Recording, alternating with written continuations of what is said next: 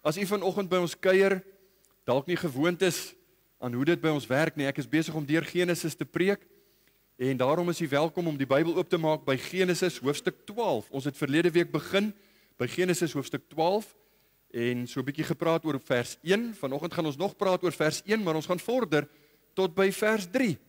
So ons gaan Genesis 1, 2 en 3 vanoggend hanteer, maar die skriflesing egter gaan tot by vers 9.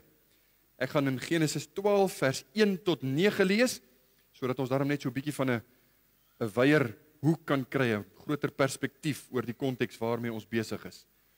Daarom lees ek vir u Genesis 12 vanaf vers 1, ek lees in die ou Afrikaanse vertaling. En die Here het aan Abraham gesê, gaan jy uit jou land en uit jou familie en uit jou vader se huis na die land wat ek jou sal wys.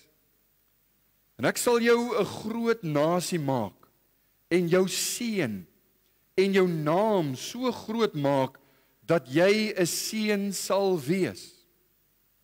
En ek sal seën diegene wat jou seën en hom vervloek wat jou vervloek. En in jou sal al die geslagte van die aarde geseën word. Toe het Abraham weggetrek, soos die Here hom gesê het.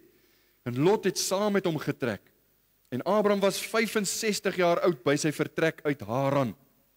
En Abraham het Sarai, sy vrou, en Lot, sy broerskind, geneem, en al hulle besittings wat hulle bymekaar gemaak, en die slawe wat hulle in Haran verwerf het, en hulle het uitgetrek om na die land Kanaan te gaan, en in die land Kanaan gekom.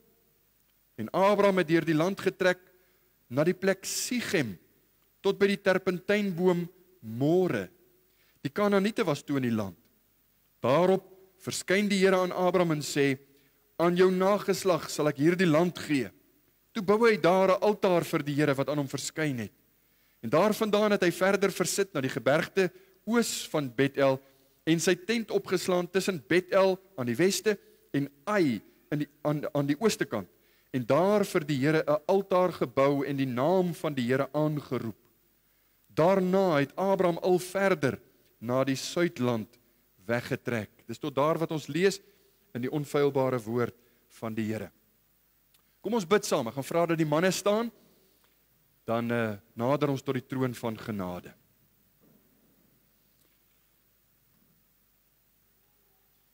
Ons wonderlike hemelse Vader, U sy geloofd, U wat alles gemaak het. Ons wil vanoggend met dit wat die Bybel ons leer, met die manier waarop die Bybel ons leer om U te loof, wil ons tot U troon nader, want ons het niks uit onsself wat ons kan bring nie. Ons wil saam met Jesaja sê daar in Jesaja 37 vers 16, O Here van die leerskare, God van Israel, wat op die Gerubs troon, U sy geloofd, Here, want U is die God van die koninkryke van die aarde. Ons wil U kom dank vir al U goedheid. Ons wil U kom loof vir wie U is en vir wat U gedoen het. As ons praat oor Abraham en die feit dat ons verlede week gesien het, ons is die nageslag van Abraham. Elkeen wat waarlik 'n kind van God is, wat in geloof na die Here Jesus gekom het, sê die Bybel, is die nageslag van Abraham. Dan wil ons bid dat U hierdie woord vanoggend in ons harte lewend sal maak en dat ons hieruit kan put die voedsel wat ons nodig het om in U te groei. Dankie vir die Heilige Gees wat U gestuur het om in ons midde te werk. Hierdie woord is 'n geluid. Dit gaan bloot net 'n geraas wees as dit nie deur die Gees van God gedra word in lewens, in harte nie. Daarom kom ons afhanklikheid voor U verklaar. Seën ons saam, ook hierna wanneer ons by U tafel sal sit en word in ons midde verheerlik. Amen.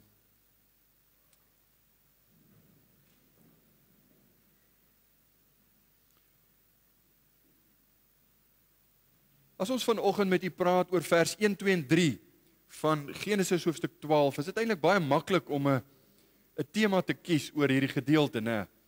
Dit is baie duidelik. As jy net gaan tel hoeveel maal daar staan God sê, ek sal. Dat ons met u wil praat oor God se voorneme met Abraham.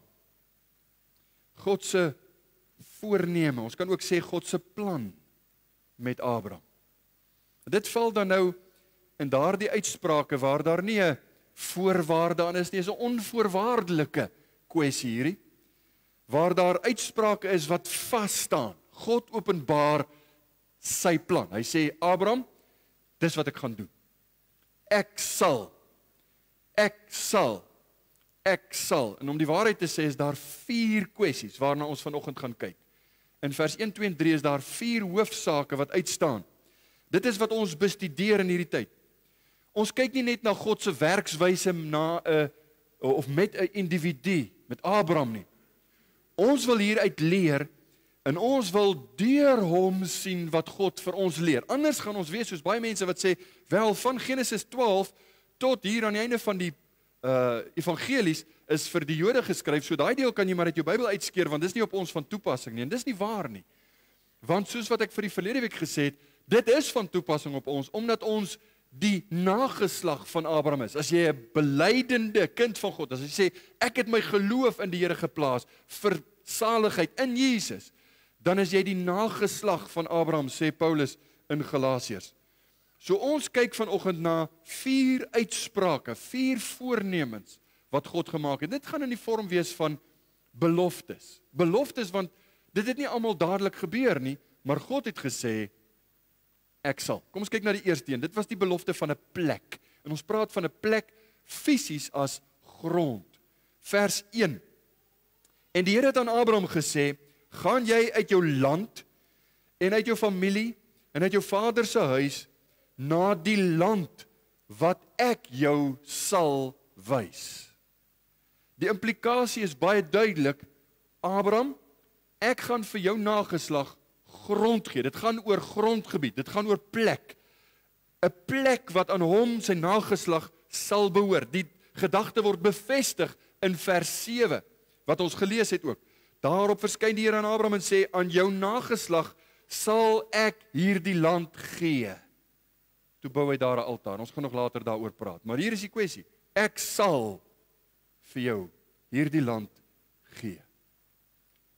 Die herinnering vir ons. Ons kan nie sê Israel behoort daarom aan ons nie. Ons is die geestelike nageslag van Abraham. Hoe dit dan nou op ons betrekking? Dit herinner ons daaraan dat God altyd sal voorsien in enige tekortkoming wat daar ook mag wees. As hy jou roep tot 'n saak, sal hy voorsien dit wat hy beloof. Die probleem of die uitdaging van hierdie saak lê vir ons tussen die belofte en die vervulling van daardie belofte. In Abraham se geval, dis nou waar geloof inkom. Dis waarom hy 'n lewe van geloof gehad het, want die Bybel sê hy het as 'n vreemdeling in Kanaan getrek. Dit was die land wat die Here aan hom beloof het. Hy het dit nooit fisies self besit nie. Dit was aan sy nageslag gegee en ook nie eers alles soos wat die Here dit beloof het nie. Dit lê nog in die toekoms. In Genesis 15 gee die Here vir ons die geografie wanneer hy weer vir Abraham sê, vers 18. Op die dag het die Here met Abraham 'n verbond gesluit en gesê, aan jou nageslag gee ek hierdie land, van die rivier van Egipte af, tot by die groot rivier, die Eufraatrivier, is van die suide, die rivier van Egipte, tot in die noorde by die Eufraatrivier. Dan, in Genesis 17 vers 8, herhaal hy hierdie belofte aan Abraham, en hy voeg by, dit is 'n onherroepelike, dit is 'n onvoorwaardelike belofte. Hoor wat sê die Here vir hom in Genesis 17 vers 8, en ek sal aan jou en jou nageslag na jou, die land van jou vreemdelingskap gee, die hele land Kanaan, as 'n ewige besitting, en ek sal vir hulle 'n God wees. Wat God doen, is hy herhaal die belofte, gedurig deur. Wanneer ons nou verder gaan, sal jy sien, hy kom later by Abraham se seun Isak, Genesis 26, en dan later by Isak se seun Jakob, Genesis 28, en hy herhaal hierdie belofte wat hy aan Abraham gemaak het deur te sê, hierdie land gee ek vir julle. Ek gee dit vir julle nageslag. Dit sal 'n ewige erflating wees. Ek sal sorg dat julle dit kry. Volgens Genesis 15 vers 18 en Joshua 1 vers 4 het die land wat God aan Israel gegee het alles ingesluit van die Nylrivier in Egipte tot by Libanon, suid tot noord. Nou ek weet ek is nou besig met 'n baie sensitiewe saak, want ons is nou besig met die oorlog daar in Palestina en jy weet die kwessies van aan wie behoort die land nou eintlik? En wie sê dis hier is die belofte. Wat ek wil hê jy moet oplet is noord na suid en dan van die Middellandse See tot aan by die Eufraatrivier wes tot oos. As jy na 'n moderne kaart gaan kyk, dan sluit die land wat God vir Abraham beloof het, hierdie plek wat die Here vir Abraham beloof het, sluit alles in wat die hedendaagse Israel besit, ons praat van die politiese Israel, plus al die gebiede wat die Palestynë beset, is nou die Wesoewer, Gaza, plus dele van Egipte, plus Sirië, plus die hele Jordanië, plus dele van wat ons vandag ken as Saudi-Arabië en Irak. Dis 'n baie groot land. Dis 'n ontsettende groot stuk land wat die Here aan Abraham en sy nageslag beloof het. Israel besit dus tans net 'n fraksie van daai land wat God beloof het. En die res is deel van die belofte, want dis die erfenis. En ons sê, dis nou ons mening, né? Die heel waarskynlik by die wederkoms van die Here Jesus. Dan sal hy dit aan Israel gee. By sy fisiese wederkoms, dan gaan hy dit aan, as hy kom ons Messias, dan gaan hy dit aan Israel gee, want hy sal waarmaak dit wat hy beloof het. In die tyd van Dawid, wat grondgebied gehad het en besit het, en sy seun Salomo na hom, het hulle baie groot deel hiervan besit. Maar besef jy van Abraham tot by Dawid, weet jy hoe lank is dit? Is nagenoeg 1100 jaar. Dis lank vir 'n belofte, né? Want niemand van ons gaan so oud word nie. So om 'n belofte te kry en te moet wag en te moet wag en te moet wag, dan raak ons na 2 weke moedeloos en ons sê miskien het die Here my nie gehoor nie. 1100 jaar en hulle het nog nie die belofte ten volle gekry nie. Tog is Abraham beloon. Weet jy waarom? Want hy het God geglo. Die Bybel sê so. Hy het God geglo. Daar is 'n kosbare geestelike boodskap vir my daarin. God se doel met verlossing, wat hy vir die mensdom beloof, wat hy vir ons wil hê, ons moet dit uitverkondig aan alle mense oral. Sy oorspronklike doel met die skepping word hierin gesien. Verlossing word deur mense geërf en mense het 'n plek nodig om te bly. So daarom, jy sien dit in Genesis 1, ons het al daaroor gepraat. God maak 'n plek, die aarde, hy beskik dit so, hy maak dit so dat die mens daarin kan woon.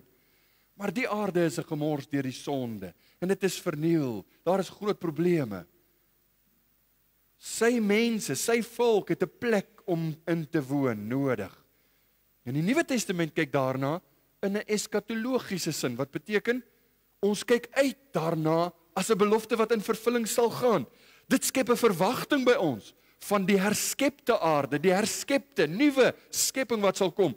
Nie net het die vroeë kerk dit so gesien nie, maar ook Abraham het dit so gesien.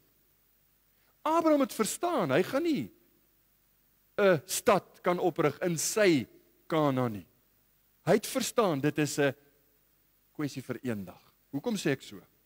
Want Hebreërs 11 vers 10 sê, verwysende na Abraham, hy praat van Abraham, kyk na die konteks. Want hy, Abraham, het die stad verwag wat fondamente het, waarvan God die boumeester en oprigter is, die nuwe Jerusalem. Voorts, hoor wat sê Hebreërs 12 vers 22. Maar julle, nou praat hy met die kerk, hy praat met u en met my, hy praat met die wat soos Abraham hulle geloof in God plaas, hulle geloof in die Here Jesus plaas, maar julle het gekom by die berg Sion en die stad van die lewende God, die hemelse Jerusalem.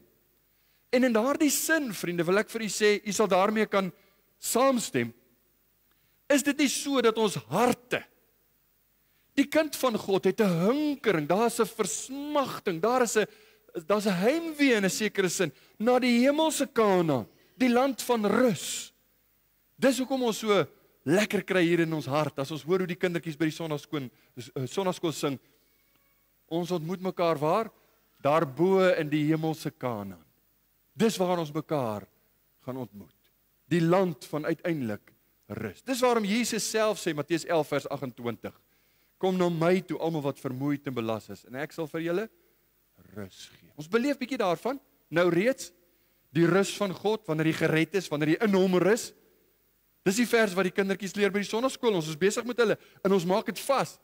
Maar ons sien uit na die ewige rus. So die eerste plek is, die belofte, God sal 'n land gee, 'n grondgebied, 'n plek. Tweedens, God se voorneme met Abraham, die belofte vir 'n volk, 'n nasie as jy wil. Vers 2, en ek sal jou 'n groot nasie maak.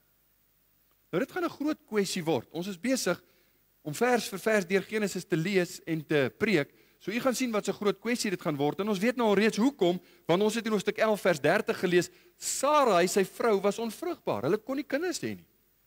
Genesis 11 vers 30, en Sarai was onvrugbaar. Sy het geen kind gehad nie. So God se voorneme, 'n onvoorwaardelike voorneme. Hy het nie gesê, Abraham, ek sal jou 'n kind gee as jy. Abraham, ek sal jou 'n nageslag gee, of 'n nasie maak, of 'n volk maak, as jy nie. Daar was geen voorwaarde nie. Onvoorwaardelik sê hy vir hom, Abraham, ek gaan jou 'n nasie maak. Uit jou sal 'n volk tot stand kom. En die beproewings gaan groot wees. Nou luister, ek wil net so tussen hakies vinnig sê vir die huwelikspaartjies hier. Hier is 'n beginsel en 'n wenk wat ek vir julle wil gee, wat eintlik voor die hand liggend is.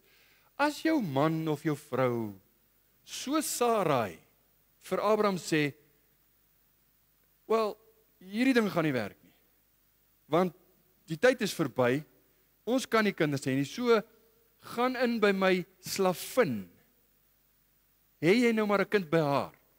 En die beginsel is, as jou man of jou vrou vir jou onbybelse raad gee, om daardeur te probeer iets bewerkstellig, dit werk nooit goed uit nie, glo maar net. En vir die mans, die vrouens bedoel nie altyd wat hulle sê as hulle so iets sê.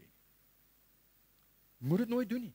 Dit eindig nooit goed nie. Dit was nie net 'n probleem vir Abraham en sy familie en sy gesin nie. Dit was 'n probleem vir die Jode daarna. Dit is 'n probleem vandag nog in die wêreld. Ons sit met groot probleme as gevolg van hierdie onbybelse raad. In hoofstuk 18 by Mamre kom daar 3 manne.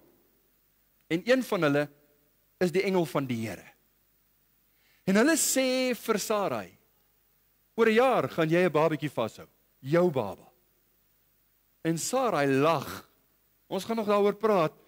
Maar God sê vir haar, daai kind wat toe nou gebore word, sy naam is, weet jy wat beteken Isak?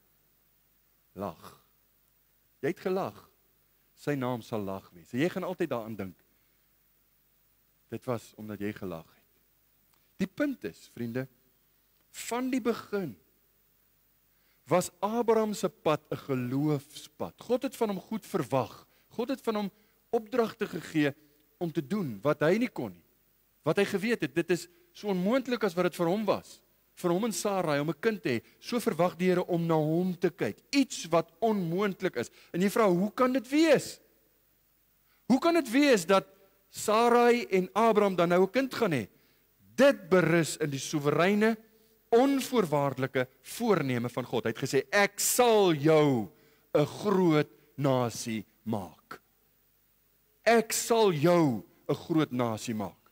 'n Nasie, dit wat hy hier sê, is 'n politieke of 'n politiese entiteit. Dis nie net 'n groot familie nie, maar hier gaan dit oor politiek. En ek wil hê jy moet nou saam met my dink, wie het nou weer Genesis geskryf? Buiten die Heilige Gees, dit sal die regte antwoord altyd wees, as ons kyk na die Bybel, maar dit was Moses, nie waar nie.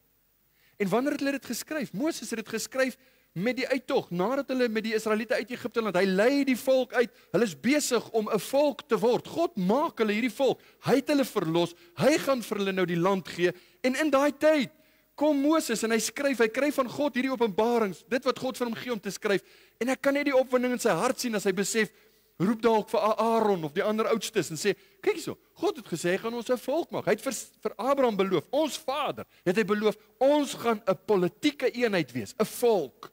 En hier is ons. Ons lewe in Bybelse tye, het hy dalk vir Aaron gesê. Ek spot sommer. Dis wat ons kan sê. Ons lewe in Bybelse tye. Die vraag is, hoe sal Israel groot wees? Gaan dit 'n groot volk wees, in die sin dat dit numeries 'n massiewe volk is? Nee, ek dink daar's in 'n groot stad vandag meer mense as wat Israel was. Sal dit hulle infrastrukture wees? Torings, geboue, tempels? Nee. Sal dit die oorloë of die oorwinnings wees? Nee. Sal dit hulle ekonomie wees? Nee, alhoewel Jode baie goeie ekonome is, nee, dis nie noodwendig so nie. Ek dink daar's 'n duidelike teken dat jy in 'n resessie is as God elke dag vir jou kos moet gee. So jy is elke dag in 'n sopkombuis. Dan kan jy nie sê ons is ekonomies eintlik veel noemenswaardig nie. James Boyce skryf oor die gedagte. Hy sê, nor is it that they produced a great philosophy, as the Greeks did, nor did they develop great systems of human government, as the Romans did. But the greatness of this nation would be a spiritual greatness. And by definition, it would be an achievement not by man, but of the Spirit of God. They were great because God had set His love on them, because God has blessed them spiritually to know Him and serve Him. Above all, God blessed them because through them, His Son, the Lord Jesus, would become the world's Savior. Dis hoekom Israel groot gaan wees. God sal hulle groot maak. En hierdie is waar vir die kerk vandag. Ek praat van die onsigbare kerk. Ek praat van die kinders van die Here, nie 'n denominasie nie. Ons praat van die kerk van die Here. Die kerk is nie 'n sekulêre instansie nie. Dis jammer dat dit baie keer so bestuur word. Dis baie jammer dat dit baie keer soos 'n besigheid bestuur word. Maar die kerk is tog 'n institusie met 'n beleid en met 'n mate van 'n bestuur, want daar is ouderlinge wat bestuur moet uitoefen. Maar die kerk is die huidige manifestasie van hierdie belofte. Ek sal jou 'n groot nasie maak. Die nageslag van Abraham is almal wat in geloof kinders van God geword het. Elke keer wanneer mense gered word en by die kerk aansluit, elke keer wanneer mense hulle bekeer en deel word van die kerk van die Here Jesus, dan is dit God wat sy gemeente bou, God wat sy volk bou, God wat doen wat hy aan Abraham beloof het. Jy sal 'n groot nasie, volk word. Johannes sien hoe alles gaan eindig. Jy het nou al gesien klomp keer tussen Genesis en Openbaring hoe daar baie mooi parallelle is. Johannes sien hoe hierdie dinge eindig in Openbaring 1 vers 5 en 6. Hy sê aan hom wat ons liefgehad het en ons van ons sondes gewas het in sy bloed en ons gemaak het konings en priesters vir sy God en Vader, aan hom die heerlikheid en die krag tot in alle ewigheid. Amen. Hy praat van konings en priesters. Dis die entiteit wat God gesê het vir Abraham, dis jou volk, ek sal jou groot volk maak. Jesus het vir Petrus gesê in Matteus 16:18, jy is Petrus en op hierdie rots, nog 'n ek sal uitspraak, op hierdie rots, hy het na homself verwys, toe hy gesê het op hierdie rots, jy is Petrus klip, maar op hierdie rots, na homself verwys, sal ek my gemeente bou. Ek sal my gemeente bou. Wat 'n bemoediging! As ons besig is met evangelisasie.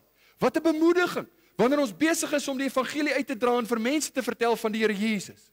Is daar regtig hoop vir iemand wat so verniel is deur die sonde, wie se huis uitmekaar uitval en alles ontrafel in hierdie wêreld of die lewe? Jy sien party ouens en jy dink, "Jo, ek en my vrou het 'n uitdrukking gesê ons daai ou het 'n grondpad geloop." Dis dan, jy kan sien die sonde het diep spore getrap. Is daar hoop vir sulke mense? Is daar hoop vir verslaafde mense? Is daar hoop vir geestelike dooie mense? Kan iemand werklik verander? En die antwoord is ja. Want Jesus het gesê, ek sal my gemeente bou. En die manier wat hy dit doen is deur die evangelie. Dis die krag van God tot redding vir elkeen wat glo. God beloof 'n plek. Hy sê ek sal vir jou plek gee. God beloof 'n groot nasie. Ek sal jou 'n nasie maak. Derdens, God beloof vir Abraham om te voorsien. Vers 2. En ek sal jou seën. En ek sal jou naam so groot maak, net eers tot daar. Ek sal jou seën. Abraham word geroep om sy pa se huis te verlaat en daarmee saam sy rug te draai op sekere voordele wat eintlik na sy kant toe moes kom. Gaan hy iets verbeur? Gaan Abraham nou in die kortste end trek hier? Ons moet besef, in Abraham se geval, is hierdie nie net 'n geestelike seën nie, want dit was 'n finansiële seën ook. Genesis 13 vers 2 sal ons nog oor praat. En Abraham was baie ryk aan vee, aan silwer en goud. God beloof, ek sal vir jou sorg. Nou in sommige gevalle is dit so dat die Here seën oorvloedig met baie silwer en goud. En hulle sê Petrus en Johannes toe hulle opgegaan het na die tempel was baie duidelik dat hulle predikante was, want hulle het gesê silwer en goud het ek nie, maar dit wat ek het gee ek vir jou. So sommige van ons het baie, ander van ons het min. Baie keer wanneer ons dink ons het min, het ons nog steeds baie meer as ander mense, maar soms kan dit waar wees dat die Here ons seën in 'n materiële sin, soms nie. Die voorspoedleer ouens, ons praat nou van die prosperity preachers, die ouens op die TV, hulle wil graag hê jy moet dit eis. Jy moet vir die Here sê, Here, ek is u kind. U moet vir my die beste gee. U moet vir my die beste gee. Iemand het al onlangs vir my gesê, man, dit is nie reg dat jy moet 'n Mercedes ry. Jy eis dit van die Here. Maar dit werk nie so nie. Ons preek dit nie, ons glo dit nie. Dis nie wat die Bybel leer nie. Jy kan nie jou gesondheid en materiële voorspoed en sukses van die Here eis nie. Hierdie belofte van God is om sy kinders te onderhou. Hy sal altyd sorg. Hy sal altyd vir hulle seën. Hy sal hulle altyd geestelik seën, selfs in moeilike tye. En ek wil vir julle sê, die beste tye vir kinders van die Here is dikwels die moeilike tye. Wanneer die dokter se uitslaa nie is soos wat ek dit wil hoor nie. Of wanneer die bankbalans nie lyk soos wat ek wil hê dit moet lyk nie. En ek besef, jong, daar's net een na wie toe ek nou kan gaan en dis die Here. Weet jy watter seën kan dit vir u wees? As jy ander mense kan seën deur diensbaar te wees, in liefde, ongeag hoeveel jy het. Seën ander. Hierdie goed van hierdie wêreld, dis goed wat verbygaan, maar jy kan ander mense daarmee seën en ewigheidswaarde so bymekaar maak. Jy kan ander mense bemoedig. Dis goed wat ewigheidswaarde het. Jy kan ander mense help. Dis goed wat ewigheidswaarde het. Daarom is dit vir ons kosbaar versies soos Romeine 8:28. En ek haas my, want ons moet nog nagmaal vier. Ons weet dat vir hulle wat God liefhet, alles ten goeie meewerk. Al gaan dit sleg, al loop dinge skeef. Jou planne het dalk skeef geloop, maar God se planne, hy sê ek sal jou seën. Ek sal jou seën. Verder sê hy vers 2, en ek sal jou seën en jou naam so groot maak. Ek sal jou naam groot maak. God sê, dis sy voorneme. Ek sal jou naam groot maak. Ek sal jou betekenisvol maak. Ek sal jou naam iets gee soos 'n roem sal aan hierdie naam behoort. Jou naam sal genoem word. En wat 'n kontras, né? Ons het onlangs gekyk na die toringbouers van Babel. Hulle het gesê, kom, laat ons vir ons 'n naam maak. Onthou jy, wat het ons gelees? Abraham moes onder hulle uitkom. Dit gaan nie oor jou nie, Abraham. Moenie vir jouself 'n naam probeer bou nie. Maar God sê vir hom, ek sal jou naam groot maak. Dit moet nooit vir ons gaan oor selfsugtige ambisie nie. Dit moet nooit vir ons gaan oor hierdie roem wat ek vir myself bymekaar wil maak nie. Ek wil net hê, mense moet my op die skouer klop, mense moet sien wat ek gedoen het. Nee. Arthur Pink skryf oor hierdie gedeelte en hy sê, dis nou Abraham, was to leave his father's house, but God would make of him the head of a new house, the house of Israel, on account of which he would be known and venerated the world over. Los jou pa se huis, trek daar weg. God gee vir hom 'n nuwe huis. Hy sal sy naam groot maak. Ek wil net 'n illustrasie vinnig vertel. Daar's 'n man wat ons miskien het al van hom gehoor. Maar dit is iemand wat so 'n mooi illustrasie is van 'n ou wat nie sy eie eer gesoek het nie, maar wat vir die Here gesê het, al die eer kom U toe. Daar was 'n man met die naam van Eric Liddell. Eric Liddell, lê daar 'n klokkie iewers. Hy was 'n atleet en sy sterkpunt was die naloop. Hy het die 100 meter naloop gehardloop. 'n skotman. En hierdie skot was in 1924 by die Parys Olimpiese Spele Brittanje se hoop vir 'n goue medalje in die 100 meter. Dit was die grootste, dis altyd die lekkerste een om te kyk, is die 100 meter nalope. En Eric Liddell was by verre die een wat sou wen, wat die goud sou kry. Dit was Brittanje se hoop. Die betrokke naloop word toe geskeduleer. Het bietjie anders gewerk daai tyd as nou, want toe hulle in Parys aankom vir die Olimpiese spele en begin deelneem, toe kry hulle die skedule en Eric Liddell moet op 'n Sondag hardloop. En Eric Liddell was 'n goeie presbyteriaan. Hy sê dit gaan nie gebeur nie. Ek hardloop nie op 'n Sondag. Hy wou die Here eer. Hy wou die Here eer in die mate dat hy sê dis net nie wat ek doen nie. En hy gaan, nou luister mooi, 'n Engelsman gaan na die Franse toe wat die reëlings getref het en hy reël, kan julle nie die ding herskeduleer dat ek ook kan deelneem nie. Die Engelsman wat by verre die gunsteling is om te wen, gaan na die Franse toe. Nou die Engels en die Franse sit nie langs dieselfde vuur nie, jy weet dit mos. Nou wat is die kans dat die Franse dit gaan verander? Hy sê nee, dit gaan nie gebeur nie. Op 'n Sondag sal dit wees. Selfs die prins van Wales het na hom toe gekom en gesê, kan jy nie jou persoonlike oortuigings eenkant sit nie? Dit is die naam van Engeland wat hier te sprake is. Jou naam, jy weet, hy sê nee. Nee.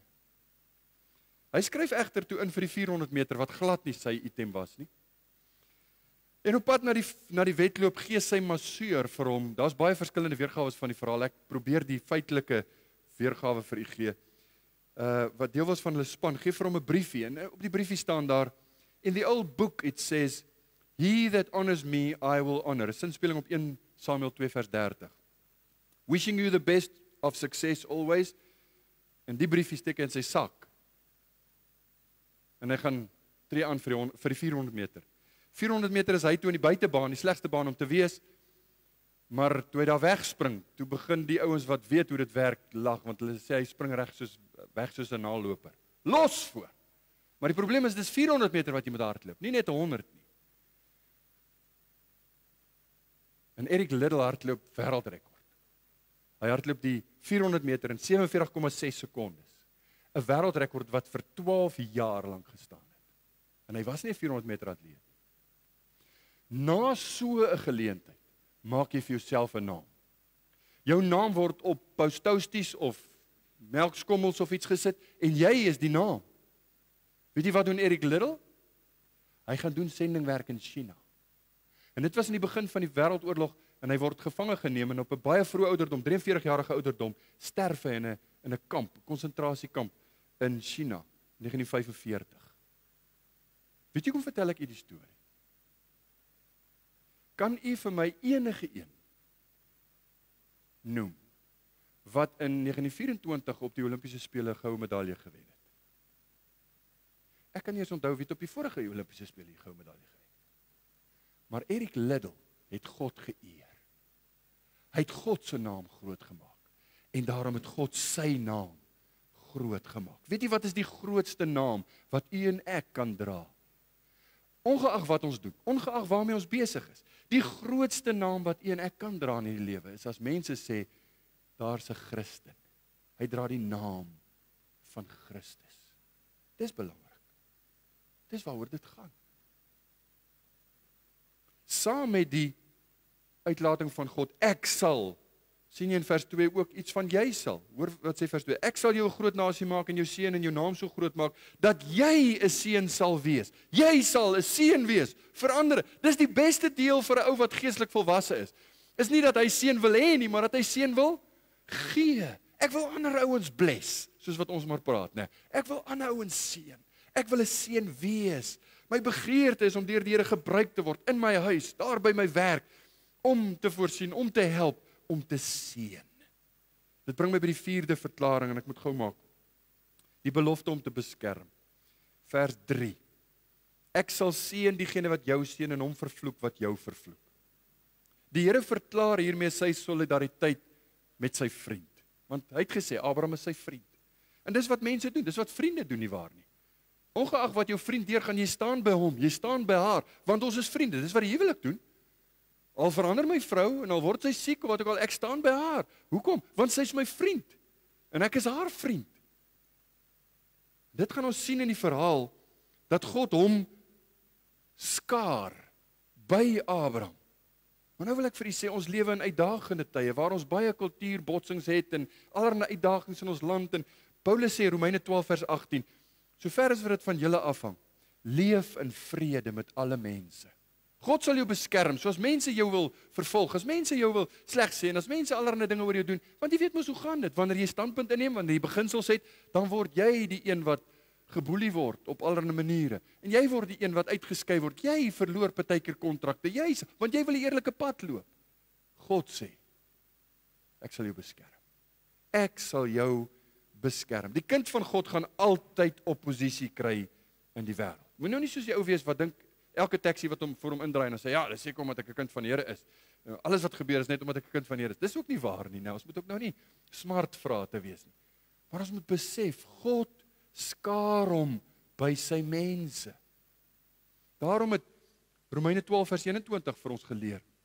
Laat jou nie deur die kwaad oorwin nie, maar oorwin die kwaad deur die goeie. So al sou mense vyandskap openbaar, moenie kwaad met kwaad vergeld nie. Vergoed kwaad met goed. Hoe bemoedigend is dit nie vir ons om te dink dat die Here hom skaar by ons? Onthou jy van die groot vervolger in die Nuwe Testament? Die vervolger van die vroeë kerk. Hierdie boosaard genaamd Paulus. Hy wou mense seermaak, hy wou mense in die tronk stop. In Handelinge 9, toe hy tot bekering gekom het, toe hy op reis was naby Damaskus, omstraal hom skielik 'n lig uit die hemel, en hy val op die grond, en hy hoor 'n stem wat vir hom sê, Saul, Saul, waarom vervolg jy my kerk? Hy sê, waarom vervolg jy my? God skaar hom by sy mense. En ek wil vir u sê, sonder om misties of onrealisties, of nou met inlegkunde met die Bybel om te gaan, ons sien die uitwerking van hierdie belofte elke dag in ons land. God seën, God beskerm die wat hom glo, die wat sy belofte ken en daarvolgens lewe. Nou ek wil dit sê, ons ken ons Christelike herkoms in hierdie land. Ons het 'n baie unieke en 'n baie besondere geskiedenis. Maar in hierdie land waarin ons leef, het ons vir dekades die beskerming geniet van 'n Christelike regering, van 'n Christelike denkwyse. En al was dit baie keer net platonies, dit was maar baie keer net vorm en uiterlik, ek besef dit, en dit was ongelukkig net 'n formaliteit in baie gevalle, maar tog was dit die woord van God waarmee skole geopen is. Dit was die woord van God wat geseëvier het. Selfs die parlement is geopen met skriflesing en gebed. Jy onthou die goeie ou dae waarvan ons altyd praat en waarna ons so verlang. Ons het die voordele geniet. Ons het die seën geniet van vrees die Here. Dien die Here, dis in geloof, volg die Here. God sal jou beskerm. Dis die byproduk, die beskerming wat daarmee saamkom. Kom ek sê vir u vandag, ek is nie 'n politikus nie. Hoop ek gaan nooit in die politiek kom. Maar die beskerming wat byvoorbeeld die doodstraf, die beskerming wat die sensuswette, die beskerming wat al hierdie dinge gehad het wat hulle vandag sal sê, o, dis tirannies, dit is om mense voor te skryf. Nee, ons het die beskerming daarvan geniet. Want jy sit vandag met 'n geslag wat op laerskool al reeds met soveel perversie groot word, dat dit hulle lewens vernietig. En die effek daarvan is katastrofies. Ek onthou hoe Suid-Afrika sendelinge uitgestuur het die wêreld vol. Weet jy wat is vandag vir my vreemd? Weet jy, in die 1800s was dit Brittanje wat sendingwerk gedoen het. Hulle het die hele wêreld sendelinge ingestuur. 1900s Amerika. En kort daarmee saam Suid-Afrika. Ons het sendlinge gestuur, hoor jy, die hele wêreld vol. Nou hoor ek, om elke hoek en draai is daar 'n sendeling. Waar kom jy vandaan? Amerika. Waar kom jy vandaan? Engeland. Hulle stuur nou sendlinge hiernatoe. Wat het gebeur? Wat het gebeur? Die geskiedenis bewys die teenoorgestelde is net so waar as wat God hier gesê het. Ek sal seën die wat jou seën. Louis die 14de van Frankryk, julle ken die geskiedenis. Toe hy die gereformeerde leer of die gereformeerde kerk begin vervolg en baie bloeddorstig doodmaak. Kort daarna die Franse revolusie, dit was afdraande vir die Franse daarvan af. Want die woord van God is waar. Ek sal seën die wat jou seën. Ons vorige regering was Israel goedgesind. En dit gaan nie oor die politieke Israel nie, dit gaan eintlik oor die geestelike Israel. Maar die politieke Israel is 'n saak. Ons kan nie dit van die tafel afhaal nie. Ons het probleme in die situasie waarin ons nou sit. En ons moet bid. Maar die laaste verklaring is die wonderlikste en ek gaan afsluit voor die nagmaal. Genesis 12 vers 3. En in jou sal al die geslagte van die aarde geseën word. Paulus kyk op 'n stadium na die verspreiding van die evangelie. Hy is dankbaar vir wat die Here deur sy hand gedoen het, ook onder die heidene, Petrus en ander, almal het gegaan. Dit was soos 'n veldbrand in daardie tyd. Die evangelie het die wêreld vol gegaan. En hy haal hierdie einste versie aan in Galasiërs 3 vers 8. En die skrif wat vooruit gesien het dat God die heidene uit die geloof sou regverdig, het vooraf aan Abraham die evangelie verkondig met die woorde: in jou sal al die volke geseën word. Paulus sien die evangelie en hy sê, dis die belofte wat God aan Abraham gemaak het. En dit herinner ons aan die moederbelofte, waar die Here gesê het vir Eva, die penarie waarin jy nou is gevolg van sonde, daar kom 'n verlosser. Uit jou sal daar 'n verlosser kom. Heel aan die begin, die belofte. Daarna bevestig. Jesus is die een waaroor dit gaan. Hy is die een wat die kop van die slang vermorsel. Hy is die een wat die ware seun is uit Abraham. En ons gaan nog baie daarvan leer, want die lyn loop baie mooi. Deur Abraham se nageslag kom daar uiteindelik 'n verlosser, ons Messias. En dis aan hom wat ons vanoggend dink as ons aan die nagmaaltafel sit. Ons kyk terug en ons sê hy het gesterf vir my. As jy hieraan deel het, dan sê jy, dit herinner my, dit help my om getrou te bly. Want ek dink aan dit wat hy vir my gedoen het. Die vraag is egter, vriende, is u in geloof met die Here Jesus verbind? Dit gaan nie hier oor 'n kerk behoort of is jy gedoop of hoeveel keer is jy gedoop of op watter manier is jy gedoop of hoeveel keer het jy kerkraad gedien. Dit gaan nie daaroor nie, want werke kan jou nie red nie. Is jy in geloof aan die Here Jesus verbind? Beteken het jy jou vertroue in hom geplaas vir jou redding, om te sê, Here, sonder u is ek verlore, want my goedheid kan my nie red nie. Die Here is ons enigste hulp.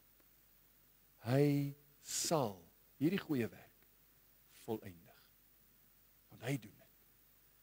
Kyk na hom, volg hom, dien hom. Amen. Kom ons bid saam.